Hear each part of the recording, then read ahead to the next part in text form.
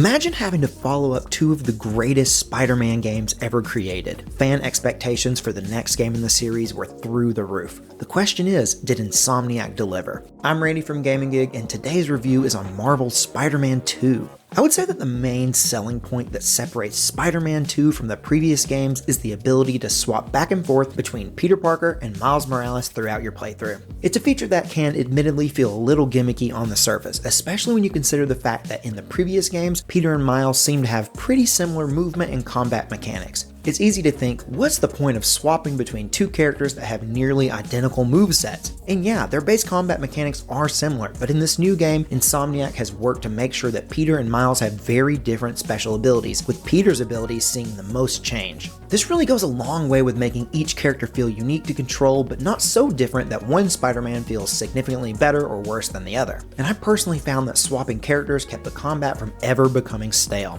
And that was important because to me, the boss fights seemed quite a bit more challenging than in the previous games, but I never got frustrated because the combat continuously felt fresh and fun throughout. Spider-Man 2 is a superhero game, so you'd be right to expect that a bulk of the gameplay is combat. And there is a lot of quite satisfying, engaging fighting in this game. They've added a new parry mechanic that works well, but it felt a little overused to me, especially in the boss fights. There are a lot of other things to do that aren't combat. You occasionally have to do some puzzles, and I actually like them. They don't take that long, and they make for a nice occasional change of pace. This is an open world game, so of course there's a good amount of collectibles that you can go and find if you want. There's also some crimes that pop up and lots of little side quests that you can tackle if you choose. The thing that I love about this game is that all the generic open world stuff that some people just hate, it's pretty much all completely optional. Another thing I love about the gameplay in Spider-Man 2 is the swinging and movement mechanics. Just like in the previous games, swinging is amazingly satisfying. They added a wingsuit too, and although it's faster, it just isn't as fun as swinging. Spider-Man 2 is full of action-packed gameplay, but what about the story? Is it any good?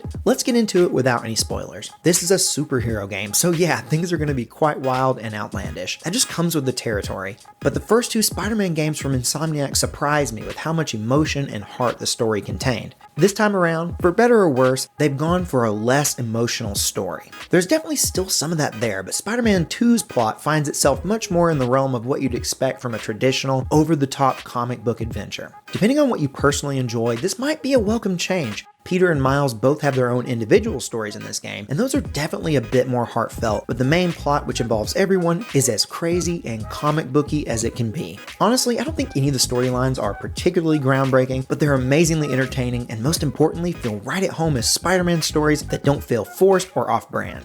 Marvel's Spider-Man 2 is a great example of something that PlayStation games have become known for, and that's sheer and utter spectacle. The game has one of my favorite openings I've experienced in any game. It sets your expectations high, but then the game never slows down, delivering action piece after action piece, each one as impressive as the last. Visually, the game really shines. The lighting, textures, and 3D models are all extremely impressive, and performance-wise, things aren't too bad. I never noticed any distracting slowdown of the frame rate, but admittedly, I'm not very sensitive to those things, and I did play the game using the setting that prioritized frame rate over graphical fidelity. I did experience a few bugs though, but nothing too noteworthy or game breaking. I was kind of hoping that I'd get the bug that turns Spider-Man into a box, but it never happened for me. It's unfortunate, but nowadays it's almost expected that big open world games will be at least a little buggy at launch, and Spider-Man 2 doesn't do much to dispel that idea, but at the same time, it's really not that bad either. When you consider the game as a whole, there's really not too much to complain about. There's definitely some little things if you want to nitpick, but I honestly just really enjoyed my time with this one. The plot is fun, there's tons of really neat, highly detailed costumes to unlock, the combat is continuously engaging, and the movement mechanics are the best out there. It might not be surprising, but I feel like Insomniac has once again nailed what a Spider-Man game should be.